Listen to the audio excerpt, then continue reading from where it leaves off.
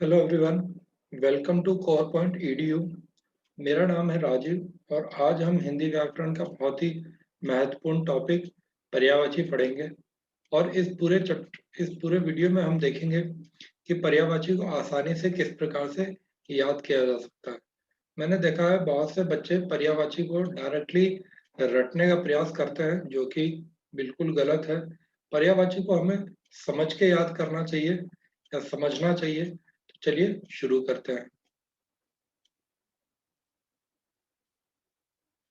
तो हमारा पहला पर्यायवाची है पानी का पर्यायवाची। मुझे आशा है पानी का पर्यायवाची आप सभी को याद होगा। अगर नहीं याद है तो पानी का पर्यायवाची होता है जल और नीर। तो हम देखेंगे कि हमें सिर्फ एक पर्यायवाची याद करके कैसे हम दो या दो तीन पर्यायवाची बना सकते हैं। जैसे पानी का पर्यायवाची है जल और नीर। यदि आप पानी के पर्यायवाची में ही द शब्द का प्रयोग कर ले, पानी का पर्यायवाची में ही द शब्द का प्रयोग कर ले, द का मतलब होता है देने वाला। तो हमें पानी कौन देता है? हमें पानी देता है बादल। हमें पानी देता है बादल। तो जल के पर्यायवाची में आप द का प्रयोग कर रहे हैं, जलद, नीरद। तो ये पानी बादल का पर्यायवाची बन जाएगा। उसी प्रकार से पानी के पर्यायवाची में ज का प्रयोग करने से ज का अर्थ है जन्म लेने वाला। ज का अर्थ है जन्म लेने वाला। तो जल में जो भी चीजें जन्म लेती है, जैसे जल में कमल जन्म लेता है, लोटस। तो जल के पर्यायवाची में आप ज का प्रयोग करेंगे तो जलज और नीरज बन जाएगा। तो ये कमल का पर्यायवाची हो जाएगा। उसी प्रकार जल के पर्यायवाची में आप धी शब्द का प्रयोग करेंगे तो धी का अर्थ होता है धारण करने वाला। धी का अर्थ है धारण करने वाला, करने वाला। तो पानी को सबसे ज्यादा क्वांटिटी में कौन धारण करता है? तो समुद्र, ओशियन धारण करते हैं। तो जब आप जल के पर्यायवाची में धी शब्द का प्रयोग करेंगे तो ये जलधि और नीरधि बन जाएगा, जो कि समुद्र का पर्यायवाची है। तो इस प्रकार से आपने देखा कि किस प्रकार हम पानी के पर्यायवाची से बादल का पर्यायवाची, कमल का पर्यायवाची और समुद्र के पर्यायवाची को बना सकते हैं। चलिए आगे देखते हैं। हमारे पास अगला पर्यायवाची है आंख। आंख का पर्यायवाची होता है नेत्र, नयन। और आंख से ही हम आंसू और अंधे का पर्यायवाची बना सकते हैं। तो आंसू क्या होता है? आंख से बहने वाला पानी होता है। तो यदि आप आंख के पर्यायवाची में जल शब्द का प्रयोग कर ले, जल शब्द का प्रयोग कर ले तो वो आंसू का पर्यायवाची बनेगा। जैसे नेत्र जल, नयन जल। जैसे आंख का पर्यायवाची हमने देखा नेत्र और नयन। उसमें यदि आप जल शब्द का प्रयोग कर ले तो नेत्र जल और नयन जल बन जाएगा। और अंधा क्या होता है? जिस व्यक्ति के पास आंखें नहीं होती, अर्थात वो आंखों से हीन होता है। तो आंख के पर्यायवाची में यदि आप हीन शब्द का प्रयोग करें तो ये बन जाएगा नेत्रहीन, नयनहीन। तो ये अंधे का पर्यायवाची बन जाएगा। तो देखा आपने किस प्रकार हमने सिर्फ पानी के पर्यायवाची से बादल, कमल और समुद्र के पर्यायवाची बना लिए। सिर्फ एक आंख के पर्यायवाची से हमने आंसू और अंधे का पर्यायवाची बना लिया। चलिए आगे देखते हैं। आगे हमारे पास है दिन का पर्यायवाची। दिन का पर्यायवाची, तो दिन का मतलब होता है डे। और दिन के पर्यायवाची होते हैं दिवस और वार, तो और दिवा। तो इसे हम बहुत आसानी से याद कर सकते हैं। वार शब्द तो हमें पता ही है, जैसे हम बोलते हैं सोमवार, मंगलवार, बुधवार। तो उसमें जो वार शब्द होता है उसका मतलब होता है दिन। और दिवस भी गणतंत्र दिवस, स्वतंत्रता दिवस। तो दिवस से भी आपको पता चलता है कि ये डे की बात हो रही है, किसी दिन की बात हो रही है। और दिवा भी एक इसका पर्यायवाची होता है। तो आपको दिन का पर्यायवाची वार याद रहेगा आसानी से, सोमवार, मंगलवार।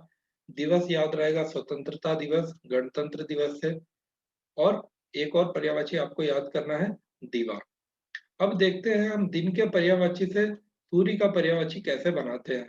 तो सूर्य क्या होता है? सूर्य बेसिकली दिन को करता है, दिन को लाने वाला है सूर्य। तो दिनकर, दिन करने वाला और दिवाकर, ये हो गए हमारे सूर्य के पर्यायवाची।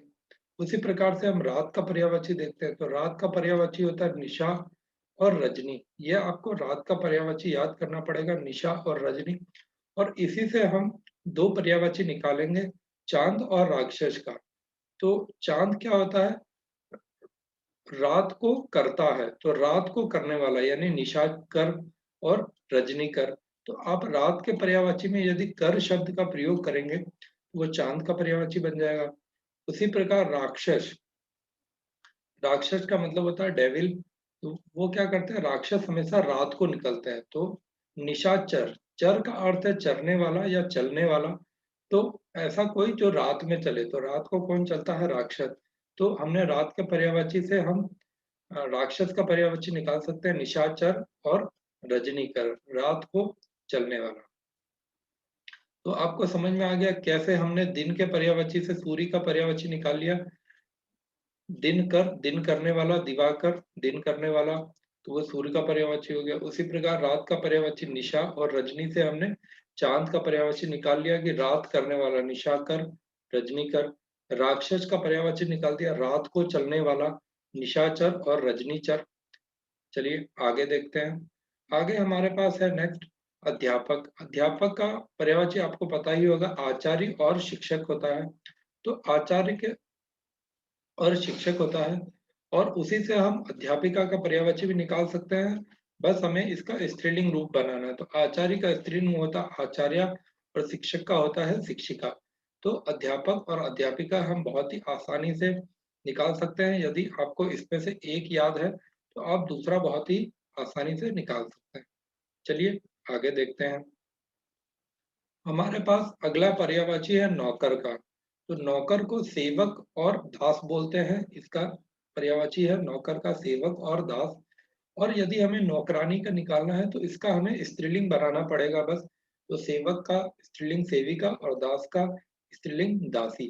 तो इस प्रकार से हम नौकर और नौकरानी का पर्यायवाची निकाल सकते हैं।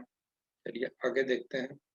नेक्स्ट पर्यायवाची हमारे पास अनुपम। अनुपम का मतलब होता है यूनिक, ऐसी चीज है जो पहले नहीं हुई है, पहले कभी हुई नहीं, या जिसका कोई, जिससे किसी की तुलना नहीं की जा सकती। तो उसी से हम निकालेंगे। तो इसका पर्यायवाची होता है अभूत, जो पहले हो चुका हो। और अभूतपूर्व का मतलब होता है ऐसी चीजें जो पहले कभी नहीं हुई हो। और अतुल मतलब जिसकी तुलना नहीं की जा सकती। तो ये अनुपम का पर्यायवाची हो जाएगा कि जिस जिस चीज की किसी से तुलना ही नहीं की जा सकती, यानी वो चीज अपने आप में यूनिक है। अभूतपूर्व, तो भूतपूर्व का अर्थ है जो ऐसी चीज जो पहले हो चुकी है। अभूतपूर्व का मतलब जो कभी नहीं हुई, आज तक जो चीज नहीं हुई। तो आज तक जो चीज नहीं हुई यानी वो अपने आप में यूनिक होगी। तो ये इस तरह से आप अनुपम का पर्यायवाची याद कर सकते हैं। फिर हमारे पास अगला शब्द है अपमान। अपमान क्या होता है? अपमान का मतलब होता है डिसरिस्पेक्ट करना, यानी किसी को हम निरादर कर रहे हैं। ये आदर का अपोजिट है, आदर का उल्टा है, आदर का विलोम है निरादर। और नेक्स्ट हमारे पास बेइज्जती। तो ये इज्जत का अपोजिट है, क्योंकि हम डिसरिस्पेक्ट की बात कर रहे हैं। तो निरादर यानी आदर का विलोम लिखना है, बेइज्जती यानी इज्जत का विलोम लिखना है। तो आशा करता हूं कि यहाँ तक आपको समझ में आया होगा। अनुपम, अपमान, नौकर, नौकरानी, ये क्लियर हो गया होगा आपको। अगर आपको क्लियर नहीं होगा तो आप कमेंट सेक्शन में लिखकर अपने डाउट भी पूछ सकते हैं। चलिए आगे देखते हैं। आगे हमारे पास है नेक्स्ट पर्यायवाची अजय। तो अजय का मतलब होता है जिसे जीता ना जा सके, जिस व्यक्ति से जीता ना जा सके उसे हम अजय कहते हैं। तो इसी का पर्यायवाची हो जाएगा अपराजित, क्योंकि पराजित का मतलब होता है हराना, और अपराजित जिसे कोई हरा ना सके। अजीत जिसको कोई जीत ना सके। तो ये अजय के पर्यायवाची हो जाएंगे। अजीत जिसे कोई जिसे जीता ना जा सके, अपराजित जिसे पराजित न किया जा सके या हराया न जा सके। फिर हमारे पास अगला शब्द है आरोग्य।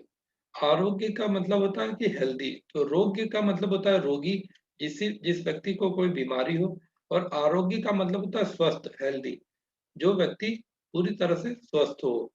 तो आरोग्य का एक पर्यायवाची तो बन जाएगा स्वस्थ, और दूसरा बन जाएगा निरोग। निरोग का मतलब है जिस व्यक्ति को रोग नहीं है। तो जिस व्यक्ति को कोई बीमारी नहीं है, रोग नहीं है, वो व्यक्ति क्या होगा? स्वस्थ होगा। तो आरोग्य का पर्यायवाची बन जाएगा स्वस्थ और निरोग। चलिए आगे देखते हैं। आगे हमारे पास नेक्स्ट पर्यायवाची है कोयल का। कोयल को हम कहते हैं श्यामा, और वन प्रिय। इसे ऐसा क्यों कहा जाता है हम समझते हैं। तो कोयल हमें पता है काली होती है, तो इसे हम श्यामा कहते हैं, क्योंकि कृष्ण का एक नाम था श्याम, क्योंकि उनके काले रंग के कारण उन्हें श्याम कहा जाता है। तो कोयल स्त्रीलिंग शब्द है, इसीलिए हमने श्यामा का प्रयोग किया है। और कोयल को वन प्रिय भी कहते हैं। वन प्रिय कोयल को इसलिए कहा जाता है क्योंकि कोयल को जंगलों से बहुत ज्यादा प्यार है, जंगलों को बहुत ज्यादा प्यार करती है। कोयल हमेशा जंगलों में पाई जाती है, जंगलों से बहुत प्यार करती है, तो इसीलिए इसे वन प्रिय कहा जाता है। और इसके काले रंग के कारण इसे श्यामा भी कहते हैं। चलिए आगे देखते हैं। आगे हमारे पास नेक्स्ट पर्यायवाची है किसान। तो किसान को हम लोग कृषक बोलते हैं, कृषि करने वाला। ठीक है, किसान को कृषि करने वाला बोलते हैं, कृषि करने वाला। तो वहां से शब्द बना कृषक। और किसान अपने खेतों में हल चलाता है, इसीलिए उसे हलवाहा भी कहा जाता है। हल चलाने वाला हलवाहा कहलाता है।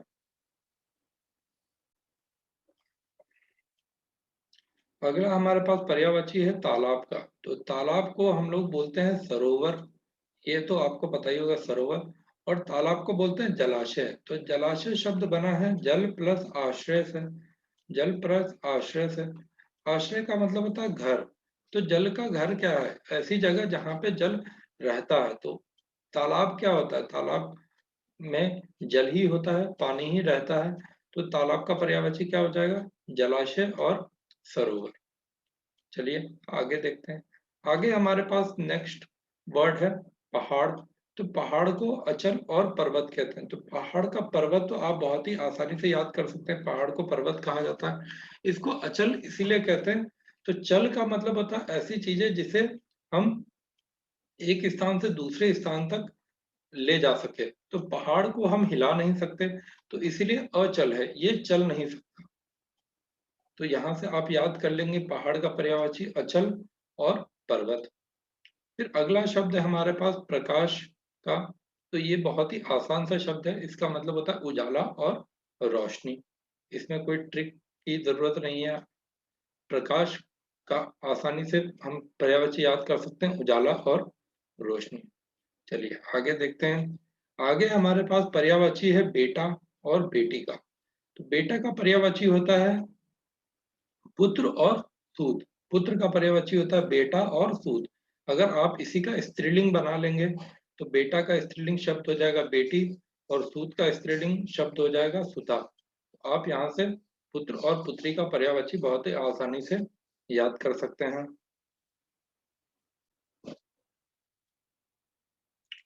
फिर हमारे पास अगला पर्यायवाची है युद्ध का। तो युद्ध का मतलब होता है लड़ाई। तो आप बहुत ही आसानी से याद कर सकते हैं रण, और रण भी इसे बोलते हैं। तो युद्ध का पर्यायवाची होता है लड़ाई और रण। ये भी आसानी से आप याद कर सकते हैं, लड़ाई और रण। चलिए हम देखते हैं नेक्स्ट पर्यायवाची कौन सा है। तो हमारे पास अगला पर्यायवाची है, चलिए आगे पढ़ते हैं। आगे हमारे पास है भाई का पर्यायवाची। तो भाई का पर्यायवाची होता है बंधु और सहोदर। तो सहोदर का मतलब समझते हैं क्या होता है। सहोदर का मतलब होता है स प्लस उदर। मतलब एक ही माँ के पेट से जन्म लेने वाले दो बच्चों को सहोदर कहा जाता है। तो एक ही माँ के पेट से जन्म लेने वाले दो बच्चों को, दो लड़कों को सहोदर कहा जाता है। ठीक है, समझ में आ गया। तो आपको भाई का पर्यायवाची होता है बंधु और सहोदर। यदि आपको बहन का पर्यायवाची पता करना है तो एक तो बहुत आसानी से याद रहेगा, बहन को बहन कहते हैं और इसे सहोदरी कहा जाता है। कि एक माँ के पेट से जन्म लेने वाली दो लड़कियों को सहोदरी कहा जाता है। चलिए आगे देखते हैं। आगे हमारे पास है नेक्स्ट पर्यायवाची सखा का। सखा का मतलब होता है दोस्त। तो एक हमारे पास पर्यायवाची हो जाएगा मित्र, और इसे हम लिख सकते हैं सहचर। सहचर का मतलब होता है साथ चलने वाला। तो जो दोस्त रहते हैं वो हमेशा क्या करते हैं, हमारे साथ चलते हैं, हमारी मदद करते हैं, तो इसीलिए इन्हें सहचर भी बोला जाता है। आप चाहे तो सखा के पर्यायवाची में आप दोस्त भी लिख सकते हैं। चलिए इसी से हम बनाएंगे सखी का पर्यायवाची। तो सखी का एक पर्यायवाची होता है सहेली, जो बहुत ही आसानी से आपको याद रहेगा। और सहचर का आप स्त्रीलिंग बना देंगे तो सहचरी। ठीक है, तो सखी का पर्यायवाची हो जाएगा सहेली, और सहचरी यानी साथ चलने वाली। चलिए आगे देखते हैं हम लोग राजा का पर्यायवाची। तो राजा को नरेश बोला जाता है और भूपति बोला जाता है। नरेश का मतलब होता है नर प्लस ईश। नरेश शब्द बना है नर प्लस ईश से। तो नर यानी होता है मनुष्य और ईश यानी होता है भगवान। तो धरती पे जो राजा होते थे पहले उन्हें भगवान की तरह ही माना जाता था, तो इसीलिए यहाँ पे राजा को हम नरेश बोलते हैं, मतलब नरों के भगवान नरेश। और इसे भूपति भी बोलते हैं। भू का मतलब होता है धरती और पति का मतलब होता है स्वामी। तो धरती का स्वामी, तो जितने दूर में जो राज्य है वो फैला रहता है उतने दूर का स्वामी कौन होता है? राजा होता है। इसीलिए राजा को हम लोग नरेश और भूपति भी कहते हैं। चलिए आगे देखते हैं शहद का पर्यायवाची। तो शहद का एक पर्यायवाची होता है मधु, क्योंकि ये मीठा होता है खाने में। और इसे पुष्प रस भी कहते हैं। तो बेसिकली जो शहद निकलता है वो फूलों से निकलता है, तो फूलों का रस ही शहद होता है। तो शहद का पर्यायवाची बन जाएगा मधु, इसके मीठे होने के कारण। और इसे पुष्प रस कहते हैं क्योंकि ये फूलों का रस होता है। चलिए आगे देखते हैं शब्द का पर्यायवाची। तो शब्द का पर्यायवाची है स्वर। स्वर जो हम बोलते हैं, और ध्वनि जो साउंड जो हमारे मुंह से आवाज निकलती है। तो स्वर और ध्वनि आप बहुत ही आसानी से याद रख सकते हैं शब्द के पर्यायवाची। चलिए आगे देखते हैं कि आगे हमारे पास कौन से पर्यायवाची हैं। तो आगे हमारे पास पर्यायवाची है स्वर्ग का। तो स्वर्ग आपको पता है कि स्वर्ग देवताओं के रहने का स्थान है। तो इसीलिए इसे देवलोक कहते हैं कि देवताओं के रहने का लोक, देवताओं के रहने का स्थान। और देवता का ही एक पर्यायवाची होता है सुर। सुर असुर आपने जरूर सुना होगा। तो सुर यानी होता है देवता और असुर यानी होता है दानव। तो वहां से हम शुद्ध सुर शब्द लेना है। और लोक मतलब रहने का स्थान, जैसे धरती लोक है उसी तरह से स्वर को हम लोग क्या बोलेंगे? सुरलोक और देवलोक बोलेंगे। चलिए आगे हम लोग देखते हैं सांप का पर्यायवाची। सांप का एक पर्यायवाची बहुत ही जो इसका तत्सम शब्द है सर्प बन जाएगा। और इसे विषधर भी बोलते हैं। विषधर इसे क्यों बोलते हैं? क्योंकि ये विष को धारण करता है। सांप के पास जहर होता है, इसीलिए इसे विषधर बोलते हैं, विष को धारण करने वाला। तो इस तरह से आप सांप का पर्यायवाची याद कर सकते हैं, सर्प और विषधर। चलिए आगे देखते हैं। आगे हमारे पास है शेर। तो शेर को सिंह बोला जाता है और इसको मृगेंद्र भी बोला जाता है। मृगेंद्र तो मृग का मतलब होता है हिरण जो जंगल में होती है। और जो शेर होते हैं वो हिरण का शिकार करते हैं। यानी इंद्र का मतलब होता है जीतने वाला। तो देवताओं के राजा इंद्र है, मतलब सभी देवताओं के भगवान है इंद्र। तो उसी प्रकार से हिरण का भगवान है शेर। तो इसीलिए इसे मृगेंद्र कहा जाता है। तो सिंह के दो पर्यायवाची हो गए, सिंह और मृगेंद्र। चलिए आगे हम लोग देखते हैं हिमालय का पर्यायवाची। तो हिमालय को पर्वत राज बोला जाता है। हिमालय को पर्वत राज इसलिए बोला जाता है क्योंकि इसे पर्वतों का राजा कहा जाता है, कि ये सभी पर्वतों का राजा है। और इसे हिमगिरी भी कहते हैं। तो गिरी का अर्थ होता है पहाड़ और हिम का अर्थ होता है बर्फ। तो बर्फ से ढका हुआ पहाड़ हिमालय कहलाता है। बर्फ से ढके हुए पहाड़ को हिमालय कहते हैं। तो इसीलिए इसे हिमगिरी और पर्वतराज की पर्वतों का राजा भी कहते हैं। तो यहाँ पर ये हमारा वीडियो समाप्त होता है। मैं आशा करता हूँ आपको ये वीडियो समझ में आ गया होगा। यदि आपको किसी प्रकार का डाउट है तो आप कमेंट सेक्शन में पूछ सकते हैं। और आपको हमारा वीडियो अच्छा लगा तो हमारे वीडियो को लाइक, शेयर और सब्सक्राइब करना ना भूलें। धन्यवाद।